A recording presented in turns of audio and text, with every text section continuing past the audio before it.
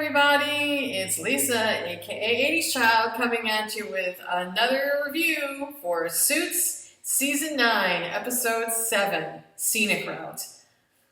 Well, looky here, I was away for a week because last week we didn't have an episode of Suits. It was kind of a retrospective review. They re-aired the pilot, they did a little behind the scenes, because this past week, the final taping for Suits, like everybody's final filming, wrapped just a couple of days ago. So everybody that's associated with Suits has pretty much packed up their homes, unless they're staying in Vancouver and moving on to bigger and brighter things. So we've had to kind of say goodbye and shed a tear for our favorite cast members because they're all moving on to bigger and better things and probably taking a vacation for a little while, considering they've been doing this job for 9 whole years. But yeah, last week they took a little time, most likely because it was Labor Day weekend, to give a little retrospective review with some behind the scenes of the final days and weeks of filming, some interviews with the cast members to see how they felt about the show coming to an end and all the work they put in for this whole 9 years. But anywho, so yeah, we had a week off and now we are back with a brand spanking new review for Season 9, Episode 7, Scenic Route. I'm assuming this one's going to be quick, not because it was boring and not because it was crappy, but because there just wasn't that much to talk about. I mean, yes, okay, let me put that a different way. There's things to talk about. It's just not many things. This past season, every episode has been broken down into like 5 different plots. So it takes almost an hour or more to, untangle it all and discuss it.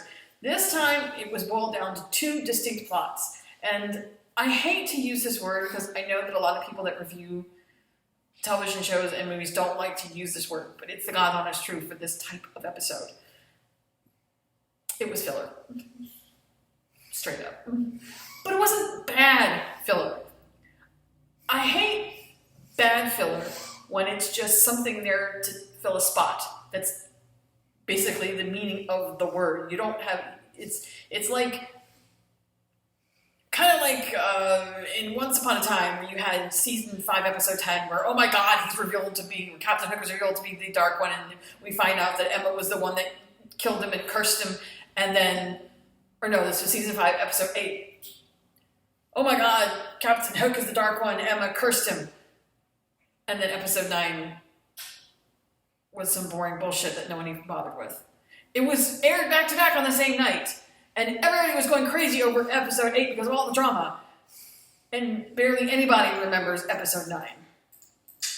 Because next to nothing actually happened. Of any real meaning anyway. That is what we call filler, to take some spot until the next episode, which is obviously important or a turning point. For Suits, we had Episode 6, which was the blowback for what happened with Samantha after getting fired and everybody rallying around her, trying to do whatever they could to get her back and realizing at the end that it wasn't going to happen. Season 7 was kind of like, by the end of that episode, they had kind of accepted the fact that there was nothing that they could do and they were just going to have to deal with it. Season 7 is kind of like the lull, the quote-unquote, for want of a more oft-used cliche, calm before the storm, where everything's kind of quiet. Samantha's gone off to her own corner, she's fine, and she has her own things that she's focusing on right now, going to meet her father. And the firm, as it stands for like the hot minute, is quiet.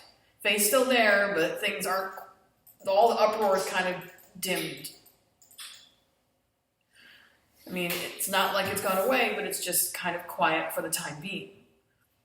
However, like I said, it's the calm before the storm, which means Episode 7, full steam, Episode 9, 10, and 8, 9, sorry, blah, blah, my brain is frazzled. Episode 8, 9, and 10, full steam ahead. It's all downhill from there. It's going to get really crazy, really fast. So, Let's us dive into episode 7. Before we start, though, my usual housekeeping. Please, please, please help this channel stay online. Help me keep on keeping on. Don't forget. Hit that like button. Smash that bell. If you want to keep seeing this totally radical, tubular, awesome content. And as usual, this is not a spoiler-free review. If you have not yet seen the episode, please pause right now and go ahead and come back to us later after you have. Hit me up online. The links are in my links to my social media, Patreon, Instagram, Twitter, are in the description.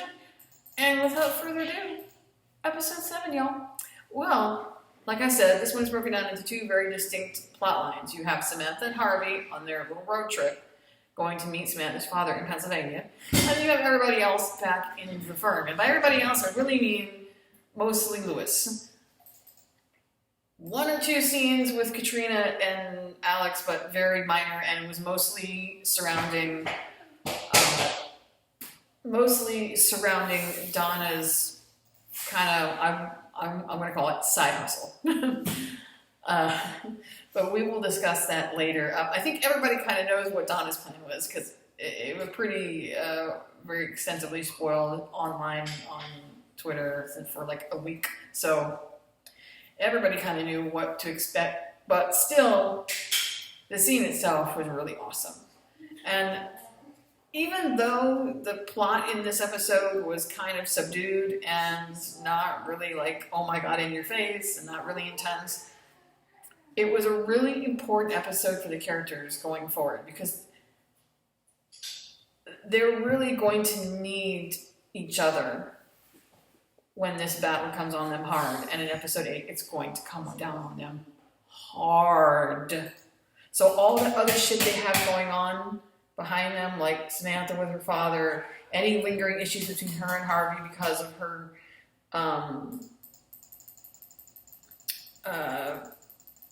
manufacturing evidence in that case against Mike, any lingering issues that Harvey's got personally, any lingering issues at all between any of the partners, associates, that's got to be shoved to the side or taken care of. And this is kind of the episode that does it. It gets all the shit out of the way so that everybody is in a good and clear place. Because when episode 8 comes next week, this shit is not just hitting the fan, it's pulling off the wall and like smashing it on the floor. Yeah, it's going to be nasty. So, Samantha and Harvey are preparing to leave town for 2 days to go to Pennsylvania to visit Samantha's father, whom she's not met. She is terrified because this is a new dynamic for her. It's new territory. It's a vulnerability that she has previously never allowed herself to experience. Samantha, as we all know, is the type of character that has, if you thought that Emma Swan had thick walls, you haven't met Samantha yet. Samantha has walls miles thick. And it's not just the walls, but it's everything, like trust issues, abandonment issues, and also worse, the fact that she cannot stand to lose a case, and she can't, for someone who is an attorney in high-profile corporate law, who regularly goes up against billionaires and corporate lobbyists, corporations, people that have very thick skin, you would think, and for someone who is known, especially by Robert Zane, to be, no bullshit, take no prisoners, take no shit attitude. In reality, it's kind of, by the end of this episode, you can tell it's really all a facade. She does it well. I ain't fronting. She does it well. And that's just a testament to her ability as an attorney. But in reality, she's really just that scared little girl who is going to fight back anytime anybody tries to shit on her, basically. So, So Harvey is at his place, Donna is there. I think they're spending more time at each other's places than at their own. Anyway, she is packing some breakfast on the road. And he's kind of like, are you sure you're okay with this? Me being with another woman and all that. And she's like, it's okay. They have complete trust. And she knows, we know that Harvey would never, ever, ever in a million years do something like that for obvious reasons. And she, more than that, she respects Samantha as a person. She knows how important that this is for her, and that if who she wanted had actually been available, she would have asked that person first. Unfortunately, that person wasn't, being Robert, because he had to go out of town. So, you know, they're not doing this to get out of town to get in each other's pants. She's doing this, or they're doing this, because she desperately needs backup. She needs emotional support. And who better than Harvey? I mean, Harvey had both his parents there. It wasn't like he was an orphan, but he does understand what it's like to be abandoned. Because once he divulged what his mother had done, that was pretty much, well, actually, even before that, because he'd kept it secret for so long that his relationship with his mother, from the moment that he caught her cheating, his relationship with his mom just deteriorated, and it was almost as if they acted like they were two strangers. Like he barely even acknowledged her presence. So, and really by the time that he was old enough to finally say fuck it and just tell his father what had happened, that was like the straw. And after that, he hadn't spoken to her in like 20 years. So he kind of understood what it felt like to have a parent just not be in your life. And then to lose his father too. So yeah. For Samantha, like I said, it's a vulnerability that she rarely shows, because she is scared of what she will find. Or maybe what she will not find. She's always had it in her mind, as most foster kids do. You know, that's the one question they all have. Why? Why did you let me go? Why did you abandon me? Why did not want me? What did I do that made you not want me? Why didn't you love me? You know, because all kids want is to be loved by a parent. So she's afraid she's going to show up to her father's place and he's not going to want her, or he's not going to care. Or she's going to find out that he never wanted her in the first place. But actually, she couldn't be farther from the truth. So Harvey shows up at her place, and he's driving what looks like a late 70s sports car, muscle car. This car is intimately familiar to Samantha in more ways than one. And actually, we get 2 flashbacks in this episode, all revolving around her. She's the one character that we haven't really found out too much about. She's the one, like, big, other than Faye, who's a different story. She's like the big question mark. All we know about her past is that she was a foster child. So the first flashback we get is from 25 years ago, when she is a young teenager, 13, 14, 15-ish. And she's living with a foster brother in a horrible foster home with a foster father who is horribly abusive. And even at that tender an age, she is still putting herself out there, coming to this foster brother's defense, making sure, pretty much taking the beatings for him, because she doesn't want him to get hurt.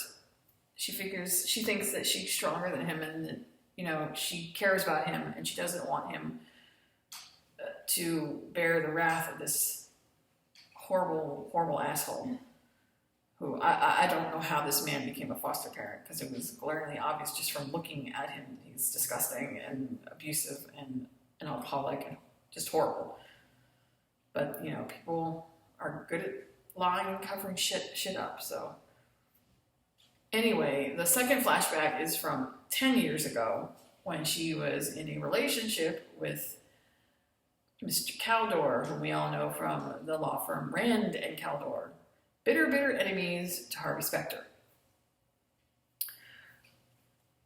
So, when she sees the car, she's a little miffed because there's a lot of negative memories associated with this car, not just from when she was a kid, but also from when she was an adult. It seems like everything surrounding that car is negative for her. And the last thing she needs is more negative energy impacting this trip. He offers, Harvey offers, he's like, look, I got this from my kart club. I can always go back, exchange it. It'll take like an hour, but it's no big deal, It's cool. And she's like, you know what? No, I don't want to waste any more time. I just want to get this done. So let's just do it. You can already tell she is on a thin emotional line. And a razor's edge, to the point where if too much more goes wrong, she's going to flip her shit. And wouldn't you know? So they get in the car, they take off. And the first half is mostly them just driving and exchanging stories, or at least Harvey trying to, but Samantha not really wanting to be too talkative.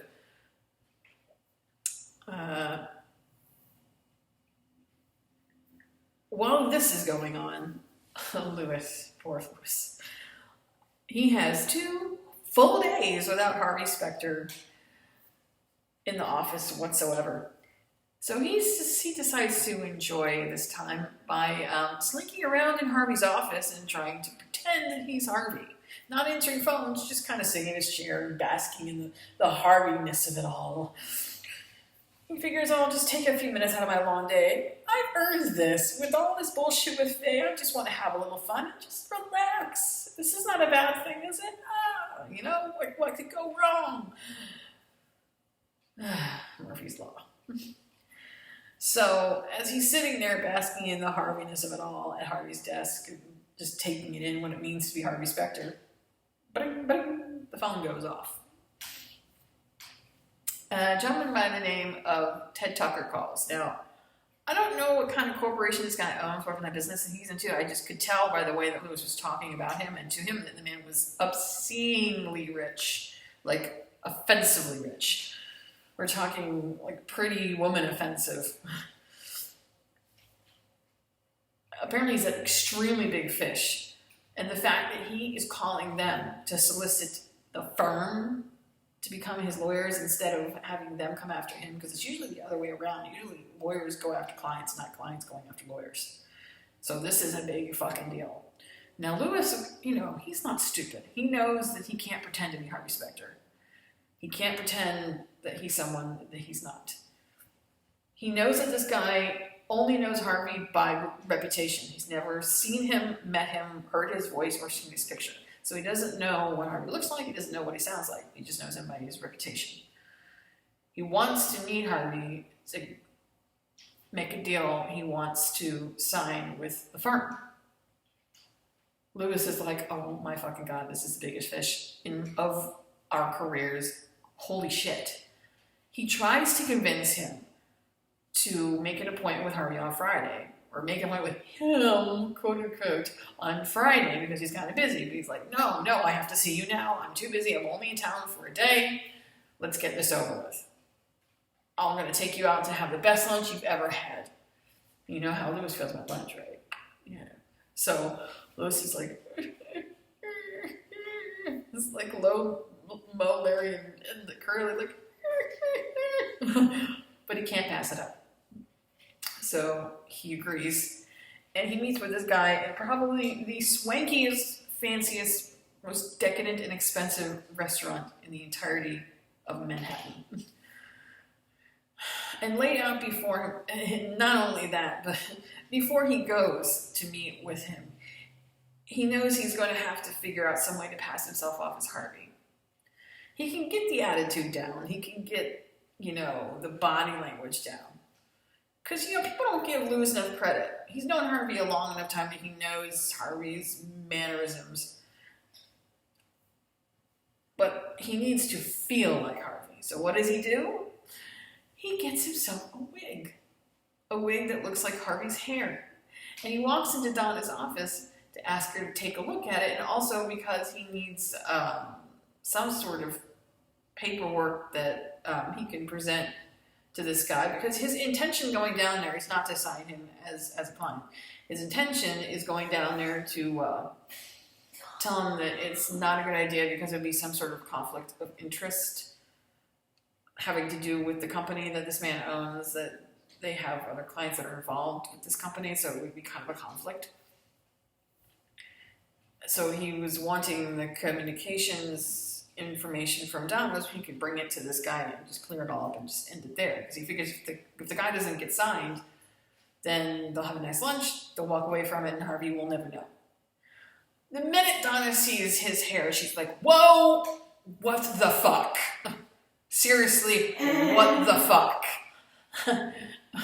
But Lewis manages to talk her down and explains his reasoning. She thinks he's completely fucking insane. And utterly an idiot for even attempting this. But he promises her it's one time, one lunch. He's going to make sure that the client isn't signed. And this way, when Harvey comes back, if he wants to call him back and try to redo the whole deal, he can. But for right now, that's why he wanted this paperwork to make sure that no deal would occur. She's like, all right, as long as it's one time and one time only, because if you get caught, especially with Faye here, and if Harvey finds out, oh my God, just oh my God. So that is settled, and he sets off for the lunch date. And like I said, he's at the swankiest place in town, and as he walks in, strutting, jiving his stuff, acting like Harvey, although he's kind of a little dramatic. Harvey's not that dramatic. He makes a suave entrance, but Lewis is more like in your face. He's presented with this, everybody is pretty much like throwing themselves at his feet. Oh yes, Mr. Spectre, come here, Mr. Spectre, have a seat, Mr. Spectre. You look amazing, Mr. Spectre. They introduce him to Ted Tucker, introduces himself, and the spread is just absolutely ridiculous. He has acquired the 9 most difficult to acquire food items in the entirety of Manhattan, and the 3 most expensive champagnes money can buy. Couldn't get their hands on the 4th. So he proceeds to go all out and have the lunch of his dreams. They're talking every topic, including sports, although he's trying to keep away from the sports talk. You know, Lewis doesn't do a lot of sports. And Ted is just absolutely enamored with him. Like, Harvey is, you know, the greatest thing since sliced bread. Harvey is like the shit to Ted Tucker. Lewis is so enamored by the fact that he feels so great being Harvey Specter that he can't stop himself agreeing to take this guy on as a client. And this is when you know he's fucked. So the lunch is over. He goes back to the office, and he's in his office, and Donna comes to him and says, Lewis, what the hell? I just got an engagement letter from Ted Tucker. That letter means it's a letter that his company sends over saying that he's now a client of them, and they want to set up a first initial meeting to get things ironed out. What the fuck, Lewis? What the fuck? I thought you were going to turn him down, and that would be the end of it. He's like, I tried, but it was so amazing, and the lunch was so incredible. Oh my God. He literally bought a communications company for like billions of dollars right in front of my face over the phone. Holy shit, Donna, this guy's insane. So at first, Lewis is like on top of the world. He doesn't think anything can possibly go wrong. But once Donna realizes which communications company this man has bought, then he knows things are about to go from bad to worse. I mean, it was already bad from the fact that whenever Ted Tucker makes an appointment to come down to discuss the logistics of becoming a client of the firm, which any new client would do, he's immediately going to realize that Lewis is not Harvey Specter. Especially if he comes down to the firm after Harvey comes back. He's going to figure it out and be very pissed off that he was lied to. Second of all, the communications company that he's just bought, that their firm now has to, their firm is overseeing that company merger. the lawyer for the communications company, guess who? Harold Gunderson. We all know Harold, right? The associate that worked for the firm back when it was Pierce and Hartman for 3 years that Lewis used to shit on incredibly, who eventually Lewis fired, and who at every point in time or in turn that he can, whenever he comes up against a lawyer from that firm, be it Katrina or Alex, whoever the case may be, he always makes a grand attempt to fuck them over, just to twist that knife a little bit more. Harold Gunderson definitely knows that Lewis Litt is on Harvey Specter. So once he makes an appointment to have a meeting with Harvey about the merging companies, he's going to realize that something smells fishy. Lewis doesn't know what to do. If he goes down there himself, Harold is going to figure it out, and he's going to let Ted Tucker know, and then the shit's going to hit the fan. And they can't have that happen. I mean, especially not with Faye here. I mean, Harvey, notwithstanding, but Faye, that's worse. So Donna's like, look, you need to go down there and just come clean to Harold, throw yourself on his mercy, and hope the two of you can work something out. I mean, I would like to think that Harold is a reasonable person. He can't be that mad. So Lewis decides that he's going to try to convince Harold that Harvey has backed out on the deal and that he's changed his mind and they just want to end things right there. This way, no one else would ever have to get involved. They would just drop it and go their separate ways. And that's exactly what he does. He goes down to meet Harold. He tries to explain it. Harold's not hearing it. He's like, this is bullshit. What, Harvey was too scared to come here and face me in person? Come on, Harvey, seriously? Harvey Specter scared? Yeah, okay, no. So, basically, Lewis roundabout browbeats him into doing as he says, but Harold is not going to do that just yet. He believes that Harvey is running away and doesn't want to confront him in person, so he sent his lackey, Lewis, to take care of it for him. But Harold's not going to take that sitting down.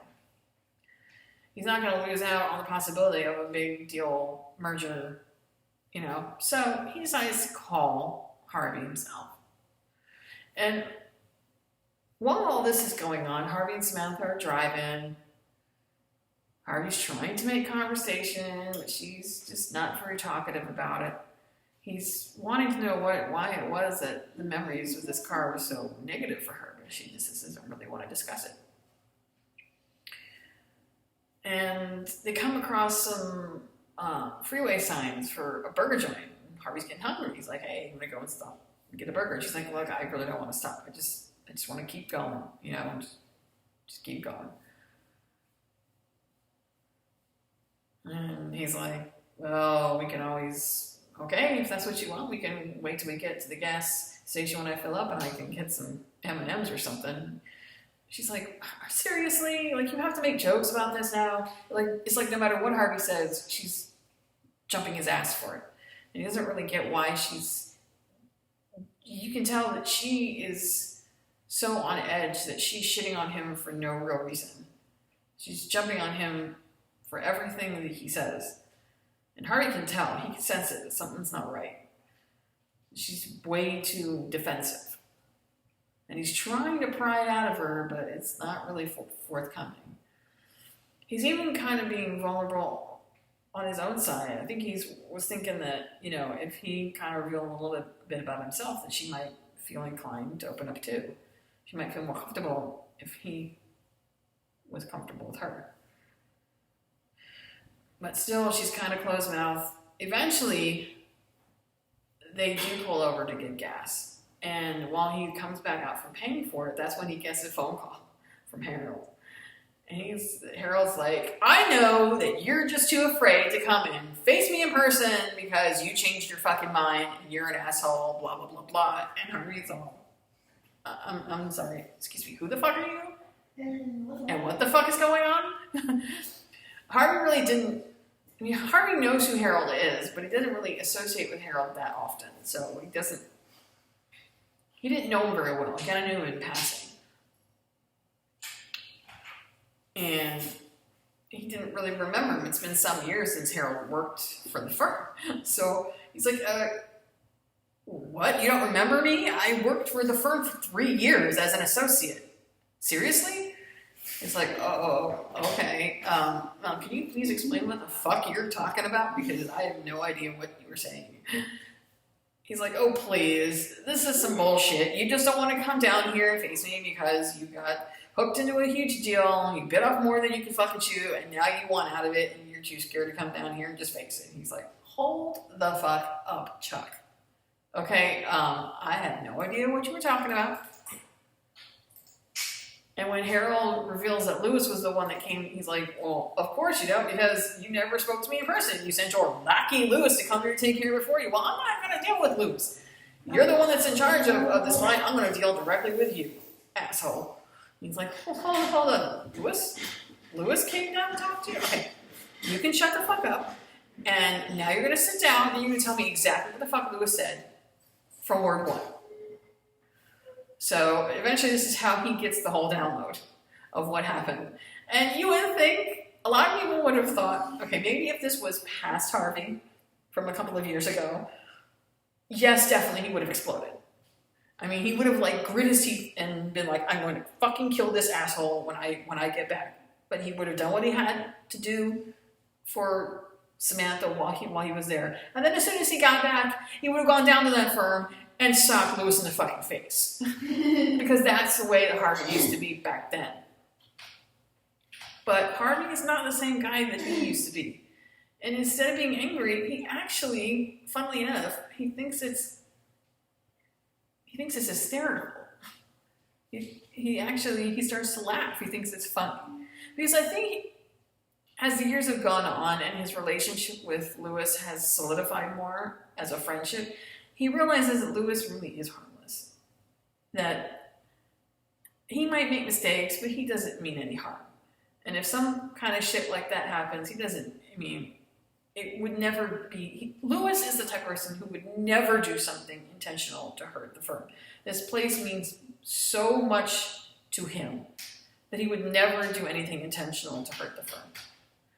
So he's certain that whatever it is, that Lewis did not mean to screw things up. So really, they'll find a way to fix it, but right now he wants to concentrate on Samantha and being there for her. So they decide to have a little fun with him. And Samantha calls Lewis pretending to be Ted Tucker's secretary, or Harold Gunderson's secretary, saying that Harold is on his way to sign this paperwork and to meet with you and blah, blah, blah, blah. And Lewis is so flustered and so terrified of being caught out that he literally hides under his desk. And it has got to be one of the funniest scenes that I've seen them do. I gotta tell you, this season has been filled with a lot of levity, which is kind of good. They need that levity to break all this drama. Eventually, though, they confess that it's just them and they were kidding. So he's kind of like, are you serious? What the fuck, too? Really? But, he knows that they're just kidding and they didn't really mean anything by it. He's like, listen, Lewis, just don't do anything else, okay? So he asks Harvey's advice. I mean, first Harvey says, please just don't do anything else. You've already made things bad enough. And then Harvey says, look, the only thing that you can do at this point is come clean. Because the more you try to fix this, the deeper you're digging yourself. Your only option at this point is to just confess, come clean, and maybe you guys can work something out. I know Harold has got to be a reasonable person somehow. So, he does in fact come clean with Harold. He explains the whole situation to him. And at first Harold is like, well, I don't give a fucking shit, But Lewis explains that, look, for the last couple months, everything has been a mess. I've had a special master instilled at my firm who is driving us insane. We've lost one of our partners. Another partner had his name removed from the wall. I lost my managing partnership to this person. Our world is collapsing, and all I wanted to do was take a moment out to just relax and enjoy the little bit of enjoyment that I do have. I didn't mean for it to go this far. I was just messing around, and I really did try to get out of it in every way, shape, and form, but it didn't work, and I screwed up. I know that. But haven't you ever, like, if you saw a bag that had $1 billion, wouldn't you want to grab it too? So Harold says that he will consider helping Lewis out for a major favor and also for his job back. Which is funny because it seemed like Harold was happy in all these in the firm that he's been in since he left, but in reality, it's actually kind of warms the cockles of my heart that he says the way that he says it to Lewis is that he wants to come home. And that really, really shows how much this firm is not just a place of business, it's not just a workplace, it's a family. That when people come there, they don't want to leave. I mean, except for the assholes who are forced out, but the people that really do belong, they don't want to leave. That becomes their home, and the people there become their family. He hasn't been happy since he's been gone. He wants to come back, desperately. So he says that he will help Lewis out in exchange for his job back and a personal favor from Harvey, because a favor from Harvey means a lot more than a favor from Lewis. So Lewis says he will consider it. Eventually, Lewis does agree, and they manage to work things out. Harold covers for him, goes along with it, pretends that he's Harvey Specter, and everything gets done. Now, eventually, they're going to have to figure out some way to deal with this.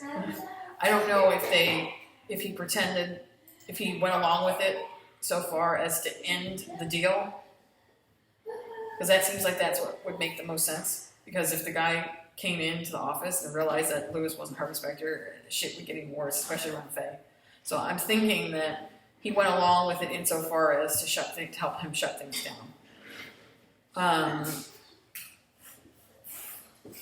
But the funny thing is that when Lewis comes back from the meeting, we find out that he actually did confess everything, not just to Harold, but to Ted Tucker. And at first, Ted was kind of nonplussed, but then this guy must be like the nicest billionaire in the world because he didn't shit on him for it, you know? He could have said, oh, fuck you, and just left, but he didn't. He was okay with it, and he kind of was like, all right, well, let it roll and just work with it. And he signed him anyway, as himself, not Harvey, as himself. So that kind of fixed all those problems. While that was going on at the firm, Donna had her little side hustle going on about a mysterious object she was trying to get her hands on. Something in the art world. And I know you all know what this object is. She approached Alex because the client he was working with before, the one that had the dirty art deals, she didn't really care about his client. She cared about the contacts he had made in the art world as a result. And she wanted to know if Alex could help her out to get her hands on this piece of art. Unfortunately, Alex's contacts all dried up. Now, he agrees only in exchange for 2 favors from Donna, which is a big fucking deal. You don't ever get favors out of Donna, much less 2. So his art contacts have dried up, so he goes to Katrina to ask her for help.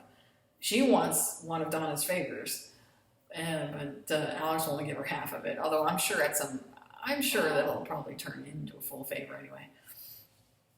And eventually, they do get her what she's looking for. And we all knew what this piece of art was. If you remember a couple seasons ago, they ran into an issue with a guy who had it out for Harvey for years. What's new, right? And had some information on him that would have been very, very bad for Harvey. And in order to save the firm and to save the client, the only thing that he wanted, at first they figured they could buy him off, but he didn't want Harvey's money. What he wanted was something that meant everything to Harvey. He wanted to really see Harvey hurt. Whatever issue he had with Harvey went back many, many, many years. The guy was a Weasley asshole, basically. And what he took from Harvey was the painting that hung in Harvey's office. It was a particularly important painting. It was the last one. It was the last good memory he had of his mother before everything fell apart. The last painting she painted before he caught her cheating. And that was a memory that he did not want to give up because it was one of the only positive memories or childhood memories of his mother that he still had. So to lose that painting, it really broke his heart, especially considering it was right around the time that Jessica left to go to Chicago. So it was like one blow after the next. I mean, it was really, really hard for him. Donna wanted to get it back for him. So what she does is she utilizes her contacts to have it forged, to have a copy forged. And at first I thought, oh, she's just giving him the forgery. No. Not Donna, not this bitch, no. She too smart for that shit. I don't know how the hell she did it. I don't know who she got to Thomas Crown that fucking shit. But she snuck that fucking forgery up in that old asshole's place. And she definitely Thomas Crown that fucking painting. She switched the actual painting for the forgery. So this dude who thinks he's got the one up on Harvey is now in possession of a master forgery. And Harvey was able to get the actual painting back. When he came back from the road trip, the painting was there, now hanging in his home. So that's definitely a big deal for Harvey to get that back. That was one of the most important possessions of his life. So while they're on the road, Harvey, after they get gas and they have a little fun with Lewis, they get back out on the road, and Harvey sees a little road sign that says, wouldn't you know, Scenic route. He's like, hey, come on, let's, take it. So already she's like, this is not going to end well. She doesn't want to do it. He can tell that she's like on a thin line. She's angry, but he doesn't know why. So they continue driving, and she's still quiet. She doesn't want to talk. But she's kind of stewing in her own juices and remembering some not so positive things from her past. One being the abusive foster parents. She and the foster brother were playing baseball outside, hitting ball and bat and just having fun. And the little boy accidentally hit the ball into the foster father's taillight of his souped up muscle sports car, which is the same sports car that they're driving right now. They knew that once that he heard the shattering of the glass and that he was going to come out and they were both going to get beat. Or at the very least, the person that did it was going to get beat. So immediately Samantha steps up to defend him and says, no, it was me. And at this point, the dude doesn't care who it is. He just wants to beat himself a child. So he decides to beat Samantha for lying to him and covering because apparently this kid has had other issues. This little boy has made other mistakes before. And Samantha's always covering for him, taking his beatings. She winds up with a very large red bruise on her neck. And that night, she decides that she's had it. So after he passes out on the couch, thinking the two of them are upstairs asleep, she wakes up her foster brother, tells him to pack a bag, and she steals that asshole's car and takes off with her brother. And they just start to drive. And drive and drive and drive. And 2 hours later, they wind up getting pulled over. They don't know where exactly they're going. Her main goal at this point is just to get across the state line, period. No matter where they go, at least they won't be with that asshole anymore. Unfortunately, they wind up getting pulled over by the cops 2 hours into their drive because of a broken taillight. However, they don't wind up going to jail for theft or kidnapping because he was a willing participant. First of all, he could have said no and not gone, but he did.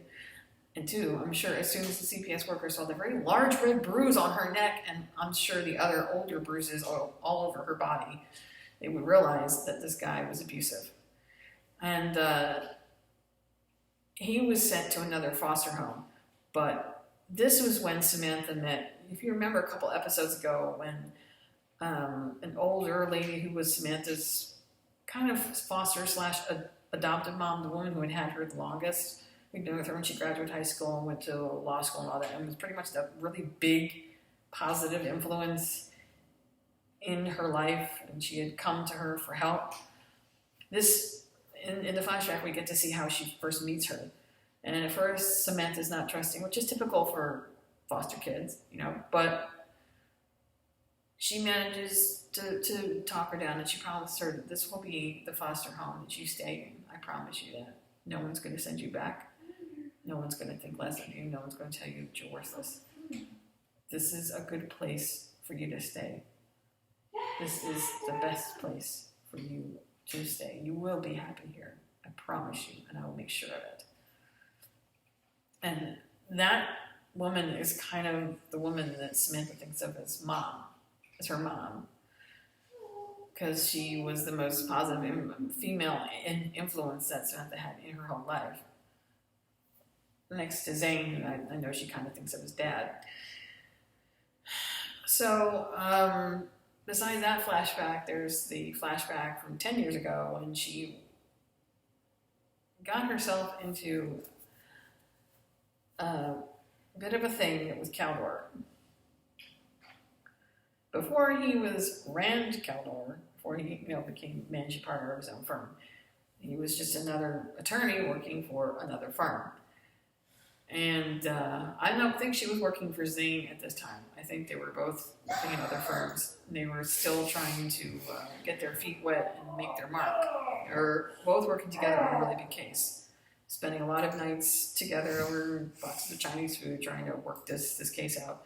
And eventually, as the cliche goes, one thing led to another. And yeah. Samantha knew that he was married. Caldor didn't seem to care that he was married. And I'm guessing that the marriage was not a happy one to begin with. But even still, that's a fucked up asshole thing to do. The guy had kids. So on their 6-month anniversary, he also belongs to the car club, and he rents that souped up Charger to go for a drive. But her memories of that car are not positive because of what happened with her foster dad. So he's like, hey, it's cool. I can go ahead and switch it out. Now, Caldor himself, the way he treated her wasn't bad. He was a decent enough guy then. I mean, now he's a fucking douche. Back then, he wasn't a bad guy, but he was still a douche for having an affair. He never mistreated her. He was never abusive or anything, but he shouldn't have been with her while he was married, period. Anyhow, they're at her place one night sharing a bottle of wine, and he tells her that he's going to leave his wife because he wants to be with her. And she's like, but you've got kids. I mean, why would you? That's ridiculous. And he's like, what did you think was going to happen? How long have we been a thing now? He's like, whoa, we're not a thing. Apparently, in Samantha's mind, this was never supposed to be a serious relationship. It was, in her mind, just a fling. And she had never intended it for it to go any farther than that. Her relationships with men have never been very good because she's never had that kind of positive, real male role model in her life to understand what a good relationship is. In her mind, her father abandoned her. The foster father she had were either abusive or they were assholes in other various ways. So, and she refuses to allow herself to be vulnerable around anybody. And so it never even crossed her mind that he would do this. She knew that what she was doing was wrong. But it never even crossed her mind that it was a serious thing. They were together and she liked him, but it was But it was never a serious thing for her, even though for him it was becoming a serious thing. So it was obvious that they were like really on opposite pages completely. Even though she's telling him, like, how could you do that to your wife and your kids? You're being an asshole. And he's looking at her like, excuse me, honey, you're standing here too. It takes two to tango. What kind of woman, you know? And that's when she kind of realizes, look, I can't do this anymore. This is wrong. And I don't know why it took him telling her he was going to leave his wife. I mean, it was obvious that she knew from the beginning that what she was doing was wrong. You could even tell that during their 6-month anniversary when he presented her with the car, that she wasn't really enthused. It was about more than just the car. I think she kind of felt like he was getting too intense, too touchy-feely, too close, too intimate. She could have put a stop to it then. She could have put a stop to it way before. She could have just not even done it. She knew that it was wrong, and yet she continued to do it anyway. So really, she can't be that high-handed about it. That's really kind of self-righteous on her part to put all the blame on him. She can't. They both have a cross to bear in this, and that kind of signaled the end of their relationship, as it was. But she never did get the chance to ride in that sports car until Harvey, anyway. So they're driving along, and all of a sudden they get a flat tire. Like the tire is just... And there's no jack in the car. Harvey calls AAA. He figures it's okay. They'll be back. They'll be here soon. They'll change it, and we'll get back on the road. And while they're standing around waiting, you know, he relates to her the situation with his mom that, you know, he caught her cheating, and he held it for years and years and years until it finally just couldn't hold it back anymore, and he was the one that had to tell his father what she'd been doing. It kind of destroyed the whole family. It was a mess. She's like, wow. And I thought my mom was bad. He's like, well, look, at least she thinks that it can't be that bad because at least he had a mom, but his relationship with his mom was no better. And she's like, well, at least you had your dad. And that kind of gets him thinking, because his dad wasn't perfect either. There were times when his dad was so focused on his job with the jazz band and his music that he didn't come to Harvey's baseball games, or he missed other things, missed things with Marcus. And he was so angry at his mother, though, that he blamed his mother for it, even though it wasn't always her fault. Yeah, she did wrong on her own part, but he blamed her for things that she was not responsible for. He let the anger of what she did eat him up so profusely that it didn't matter what his father did. He just put all the blame on her, which is not right, you know.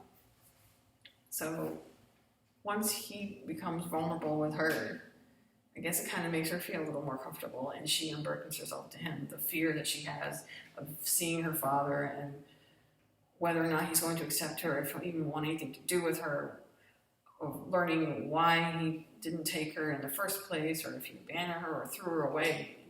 It's a common fear for foster children, honestly. So,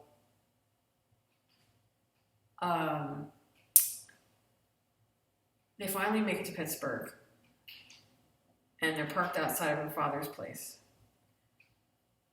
She takes a deep breath, and she walks up there, knocks on the door. And he's just a normal guy. You know, I don't know what everybody was expecting, but he's just a normal dude. And when she comes back after talking to him, what she finds out is that her mother passed away, or at least that's what he's heard. The last he heard was that she passed away when Samantha was 2, and that he never even knew she existed. Apparently, her father and mother had a short-lived fling when they were quite young. It only lasted for a few months, and when they broke off and he left, he didn't even know she was pregnant. She never called him and never told him. And he really wished that she had, because I believe that if he had known, he would have been there for her. So apparently the reason why she's put into foster care was not because her mother just threw her away. It's because she died. And because I'm guessing they had no record of the father, I'm assuming she didn't put his name on the certificate, that they had no one else to give her to. So they had to put her into foster care. So she wasn't thrown away. She wasn't not wanted. She was wanted. She was loved. She just doesn't remember it. And if her father had known, the situation would have been completely different. So I think that really has brought her a sense of peace and clarity and closure with this part of her life that was such a sore and an open wound. So after that, he takes her home and he goes back to Donna's, where she presents him with the painting. And he is so emotional over this painting, I can't even tell you, to finally have it back. So she leaves him alone to call his mom. And they just kind of sit there. Well, first he apologizes for taking his anger out on her and letting it eat him up. And also for blaming her for things that weren't her fault. Blaming her for the shortcomings of his father. Stuff that wasn't her fault. But she's like, Harvey, it's okay. It's not your fault. Your father wasn't perfect. Lord knows I wasn't perfect. But we loved you. We love you still. And we always will. So the episode kind of ends with them just sitting there and her over the phone with him, just kind of having a moment of quiet and of silence and of peace. Ari's finally, like, that last little hole in his life is filled. He's got the painting back, and he finally knows peace. For about a week, until episode 8 comes around and he winds up getting arrested. At least that's what's in the promo anyway. Yeah, that little piece of behind-the-scenes film we saw of him getting arrested, that's going to happen next week. So yeah, that is another episode in the can. It was short and sweet, and it was kind of filler, but it was filler in a good way, because it really gave some background to Samantha, some emotional support to her. It helped round her out as a character and fill in those gaps and holes and answered questions that we didn't know about her, and really made her a real person for once, a rounded person with emotions and vulnerability, which she hardly ever shows. We also got to see some more vulnerability with Harvey, which has been happening a lot more often now. Character development. We got some nice levity with Lewis on that side, but really what they were doing over there was just kind of giving the characters something to do, to pad the episode out. I liked Donna's little side hustle there. That was something that had been kind of nagging, I think, at all of them, especially her, for years. That painting. So that was something she really wanted to do for him. So yeah, that's really the calm before the storm, y'all, because next week it's going to be a tornado all the way down to the finale. So yeah, that's it for me, guys. I will see you next week for episode 8, and hopefully once the Suits reviews are over in the next 3 weeks, I'm going to start into my actual 80s nostalgic reviews. Yay! All right, guys. Have a good night. See you later. Peace out.